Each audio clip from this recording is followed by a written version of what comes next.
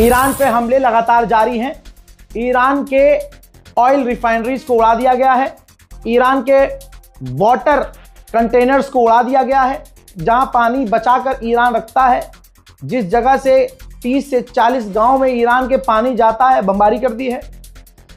Civilians, airport, सबको निशाना बना रहा है इजराइल, अमेरिका।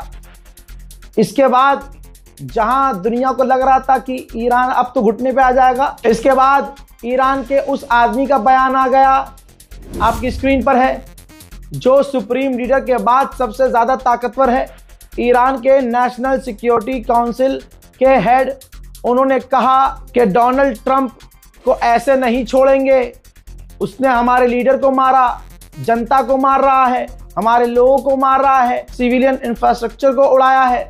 हम डोनाल्ड ट्रंप को ऐसे नहीं जाने देंगे, इन हमलों को ऐसे नहीं जाने देंगे जो हमारे इंफ्रास्ट्रक्चर पर किए हैं, ये खतरनाक है। हम ऐसे नहीं जाने देंगे, हम रिटेलिएट करेंगे। सिर्फ ट्वीट से काम नहीं चलेगा आपका, मुझे पता है। तो ईरान के नेशनल सिक्योरिटी काउंसिल के हेड का बयान भी सुन लीजिए। खुली धमकी है, रिटेलिएट करेंगे।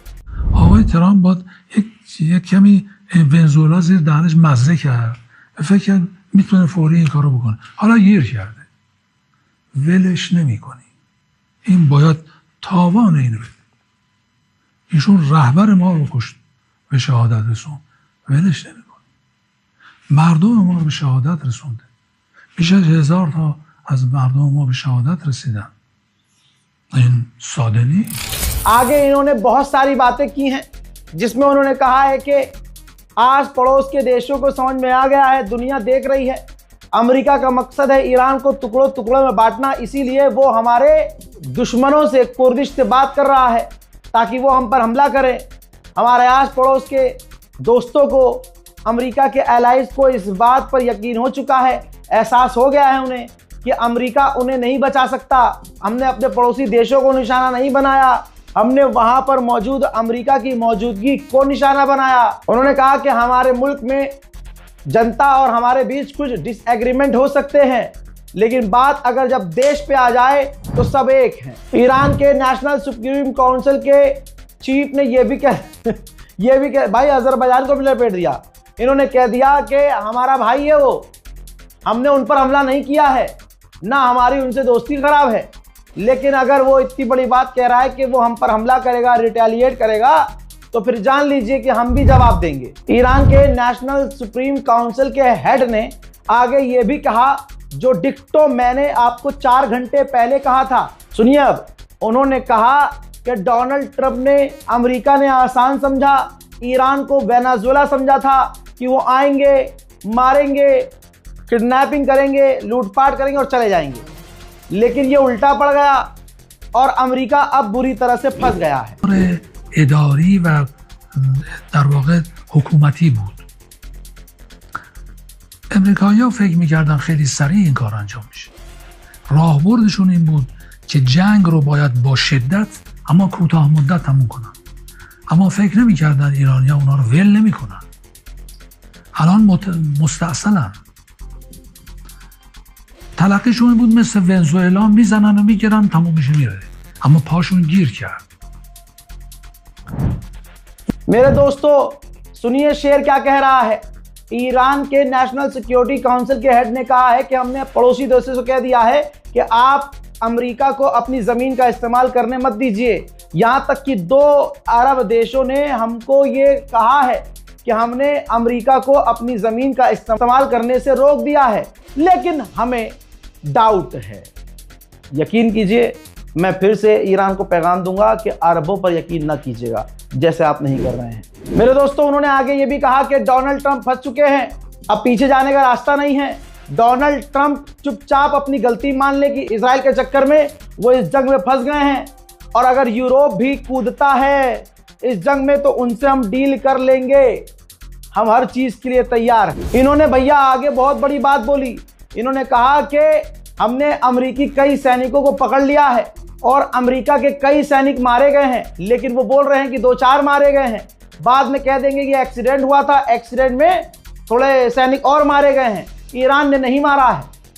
भाई कितना बड़ा खुलासा ईरान के नेशनल सुप्रीम काउंसिल के हेड ने किया है। डोनाल्ड ट्रंप का एक ऑडियो सामने आया है जिसमें वो कह रहे हैं कि ईरान टूट गया है, घुटने पे आ गया है, ईरान हार रहा है, हम बुरी तरह से पीट रहे हैं, कुछ दिन और हमले करेंगे और हम जीत रहे हैं। We're winning the war by a lot.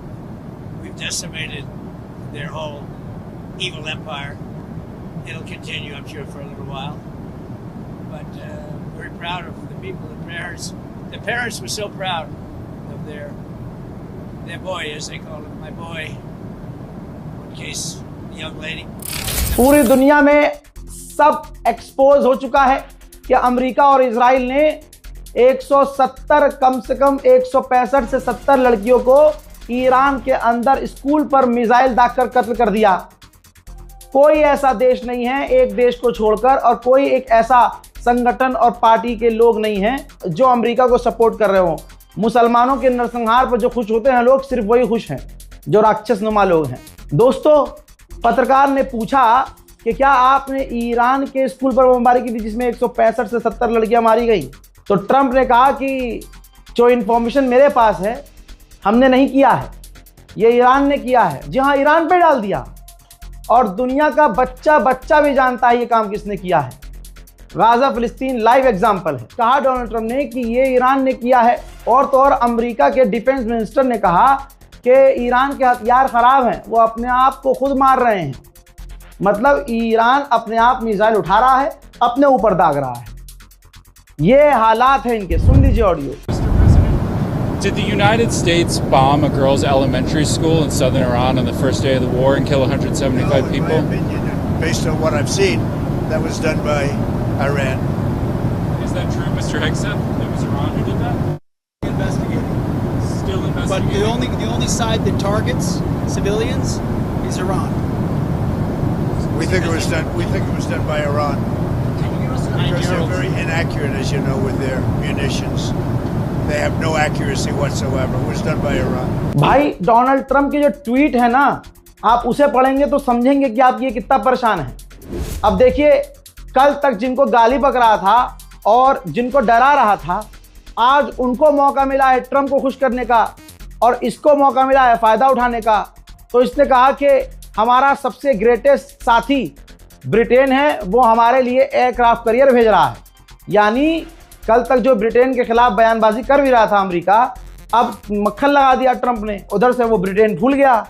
अब अमेरिका से ऊपर ब्रिटेन ना हो जाए और कल को ब्रिटेन ये ना कह दे कि हमने अमेरिका की मदद की थी, तो भाई इसने कह दिया अगली लाइन में कि अब हमें एयरक्राफ्ट कैरियर की जरूरत नहीं है, हम लड़ रहे हैं और हम जीत रहे हैं। यानी ब्रिटेन बेचारा युद्धपोत भेजे भी और अगला एहसान भी ना माने।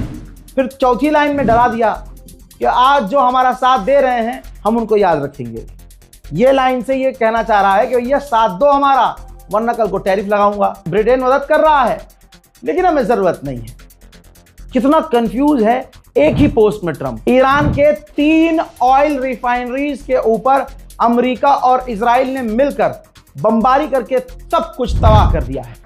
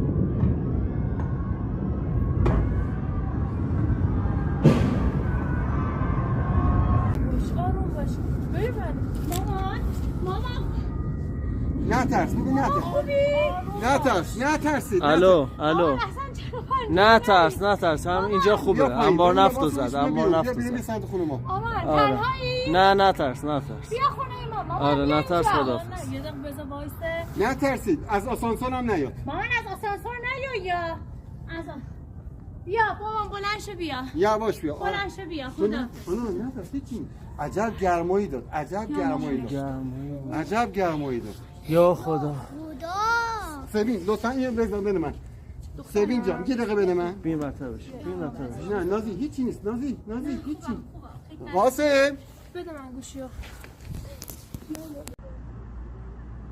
پالایشگاه ارتش اونجا هم نوبنیاد رو زدن اینجا هم که پالایشگاه شهرره‌ایه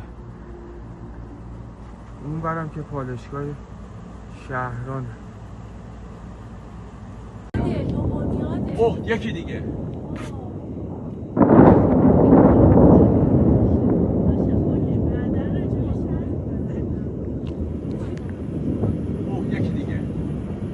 شونفر اسفند سوهانک انتهای لاله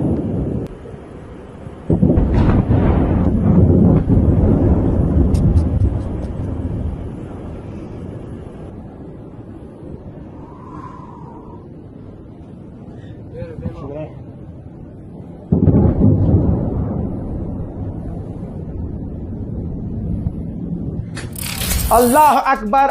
मैंने आपसे पहले ही कहा था कि ऐसा नहीं है और ना होगा कि ईरान का नुकसान ना हो। लीजिए, अमेरिका ने परसों कहा था और इजराइल ने भी कहा था कि सबसे ताकतवर हमला करेंगे और अमेरिका इजराइल दुनिया की सबसे दो बड़ी ताकतें एक होकर सबसे खतरनाक बमों और हथियारों का इस्तेमाल ईरान के खिलाफ कर रहे हैं। हजरात मोहतरम, कतर के प्रधानमंत्री ने डोनाल्ड ट्रंप से फोन पर बात करके कहा है कि ये जो जंग बढ़ रही है ना, इसका रिजल्ट पूरी दुनिया पे बहुत खतरनाक होने वाला है और हालात बदतर होने वाले हैं। उधर साउथ कोरिया में अमेरिका के anti missile system, defence system तैनात थे। इतने कम पड़ चुके हैं अरबों के यहाँ अमेरिकी डिफेंस सिस्टम कि अब साउथ कोरिया को अमेरिका ने आदेश दिया कि हमारी चीजें भेज दो भाई, यूएई और अरब। तो अब साउथ कोरिया अरब को अमेरिकी डिफेंस सिस्टम लौटा रहा है। इधर से चीन बिस्मिल्लाह पढ़ दे फिर। उधर इजराइल भी पिट रहा है। नेतन्याहू ने क्या कहा था अभी 2 घंटे पहले बयान में मैंने सुनाया था कि ईरान के लॉन्चर खत्म हो चुके हैं, ताकत खत्म हो चुकी है, ईरान घुटने पे आ चुका है। गोप गोप गोप गोप गोप। सच्चाई क्या है? उधर से हिजबुल्लाह की भी मिसाइलें तेल अवीव में गिर रही हैं और उधर से ईरान भी मिसाइलें दाग रहा है। सारे अमेरिका और इजराइल के साथी मुस्लिम गद्दार अरब रोक तो रहे हैं ईरान की मिसाइलें, लेकिन फिर भी तेल अवीव में ईरान की मिसाइलें अलग अलग जगह जाकर गिरी हैं। देखिए,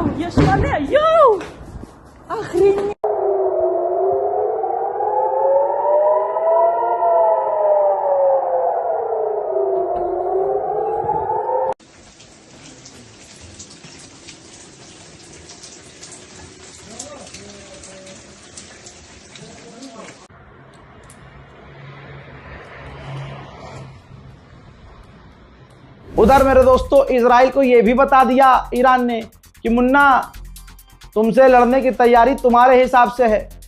जेरूशलम में वाटर सप्लाई मशीनरी ऑनलाइन है, तो भैया उस ऑनलाइन सिस्टम को हैक किया गया ईरान के द्वारा।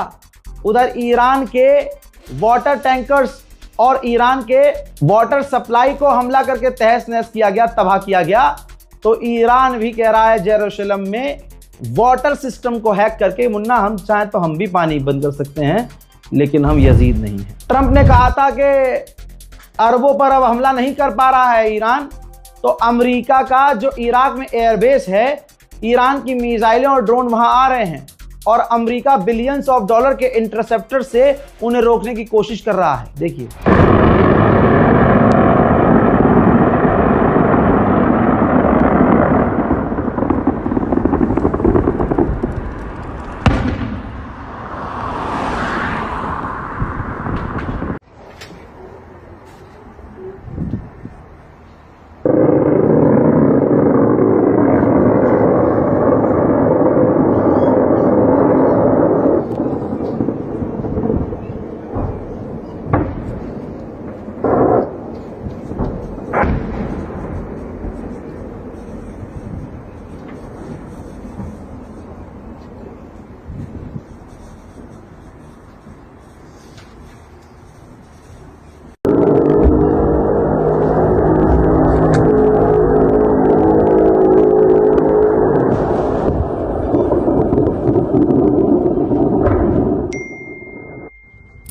ईरान के विदेश मंत्री ने कहा कि मैं लगातार सऊदी अरब के विदेश मंत्री से टच में हूं। अब जो कुर्दिश लड़ाके हैं जिनको उकसा रहा है अमेरिका, वो ईरान के लिए नहीं बल्कि तुर्की के लिए भी खतरा है। तो खबर यह है कि रजब तैयब एर्दोगान तुर्की के राष्ट्रपति ने कुर्दिश लड़ाकों के लीडरों से फोन पर बात की है। उधर ईरान ने आधिकारिक तौर पर, ईरान की फौज ने ऐलान किया है कि हम 6 महीने की जंग के लिए तैयार हैं। मुन्ना IRGC ने तो अलग ऐलान किया, कहा कि हमने उनके यानी अमेरिका के एयर डिफेंस सिस्टम, ऑब्वियसली जो जॉर्डन UAE में, जॉर्डन में तो भाई इतना बड़ा किया, 3 रडार तबाह कर दिया, थर्ड का वो भी अमेरिका का सबसे खतरनाक एयर डिफेंस सिस्टम। ईरान हमारा कुछ नहीं कर पाएंगे, हम सुपर पावर हैं। दोस्तों बताना चाहूंगा कि IRGC ने कहा कि हमने उनको अंधा कर दिया है, अब वो हमारी मिसाइल और ड्रोन को रोकने में काफी परेशान हो रहे हैं। लीजिए, ईरान ने कंफर्म कर दिया है कि हमने इजराइल की हाइफा ऑयल रिफाइनरी को निशाना बनाया है। ईरान ने कहा है कि 68 स्कूलों पर इजराइल ने हमला किया और 195 स्टूडेंट्स और बच्चे हमारे मुल्क के शहीद हो गए। आप जलवा देखिए खामनाई का, खामनाई को गिराते गिराते, और जो अमेरिका इजराइल सोच रहे थे कि ईरान में विरोध प्रदर्शन करवाएं, आज ईरान में विरोध प्रदर्शन नहीं हो रहा है बल्कि डोनाल्ड ट्रंप के खिलाफ अमेरिका में प्रदर्शन हो रहा है। अमेरिका के लोग सड़क पर उतर कर कह रहे हैं कि अमेरिका ये जंग नहीं चाहता, हमें ईरान से नहीं लड़ना।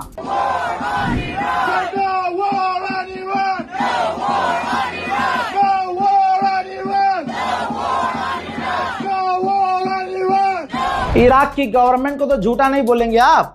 इराक की गवर्नमेंट ने कंफर्म किया है कि अमेरिका की एम्बेसी जो हमारे इराक में है, बगदाद में, वहां हेलीपैड है अमेरिका का।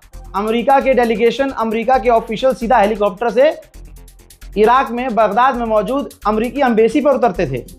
ईरान के हमले में बगदाद में अमेरिकी एम्बेसी पर बना हुआ हेलीपैड डैमेज हो गया है। मेरे दोस्तों, कमांडर ने यह कहा है ईरान के कि हमारे हथियार बनाने वाली कंपनी बाहर की थोड़ा ही है, हमें दोबारा बनाने में, दोबारा भरने में टेंशन नहीं है। अरब देशों के डिफेंस सिस्टम किसी और के हैं और वो अपनी जमीन हमारे खिलाफ इस्तेमाल होने दे रहे हैं, लिहाजा हम तो फिर निशाना बनाएंगे। ما الحمدلله از قبل با توجه به صنایع ما، صنعت مهمات سازی و صنعت تسلیحاتی و تجهیزاتی ما یک صنعت مردمی است.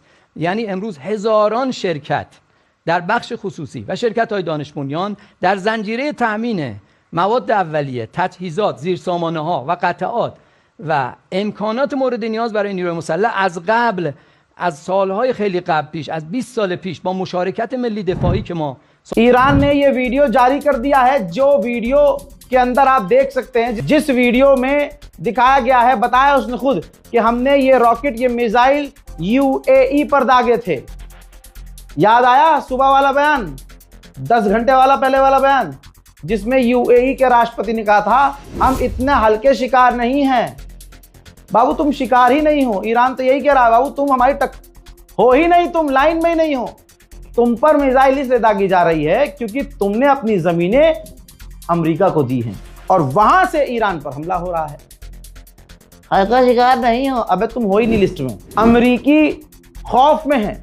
अमेरिका ने अमेरिकियों को मिडिल ईस्ट से रेस्क्यू किया है, जैसे तैसे जो जहां फंसा था उनको निकाल कर अमेरिका उन अमेरिकियों को अपने मुल्क लेकर गया है और अरबों को बीच में रगड़ने के लिए छोड़ दिया है। उधर डोनाल्ड ट्रंप ख्वाब देख रहा है कि एक फौज की टुकड़ी, बड़ी फौज की टुकड़ी ईरान में उतारी जाए और ईरान के न्यूक्लियर साइट पर कब्जा कर लिया जाए।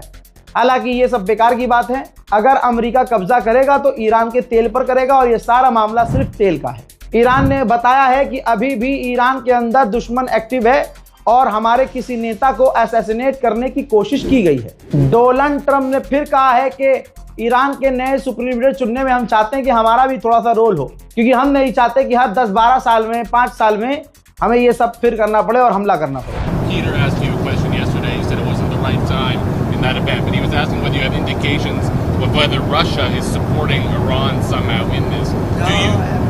I have had no indication of that whatsoever. If they are, they're not doing a very good job because Iran is not doing too well. What about the Strait of Hormuz? उधर Kuwait ने ऐलान किया है कि हमने Iran से आने वाले 60 ड्रोन्स को इंटरसेप्ट किया है और कहने वाला गुलाबी सुअर कह गया था कि ईरान अब कुछ लॉन्च नहीं कर पा रहा है, ड्रोन लॉन्च नहीं कर पा रहा है, फिर ये रोक क्या रहे हैं, तुम्हारी अम्मा का दहेज। मेरे दोस्तों, जो अमेरिका के 6 सैनिक डोनाल्ड ट्रंप की गलतियों की वजह से वासिले जहन्नम हुए हैं, उनकी लाश को अमेरिका मिडिल ईस्ट से लाया गया है। जब जहाज से उतारा जा रहा था उनके जनाजे को, उनकी बॉडीज को, तो डोनाल्ड ट्रंप भी वहां मौजूद थे। दोस्तों, अमेरिका का इतिहास अब याद रखेगा कि जबरदस्ती जंग शुरू करके डोनाल्ड ट्रंप ने अमेरिकियों को मौत के मुंह में ढकेल दिया। मोहतरम हजरात, ज्यादा से ज्यादा इस वीडियो को शेयर कीजिए और दुआओं में याद रखिए। इंतजार कीजिए मेरे अगले अपडेट का। तब तक के लिए जय हिंद।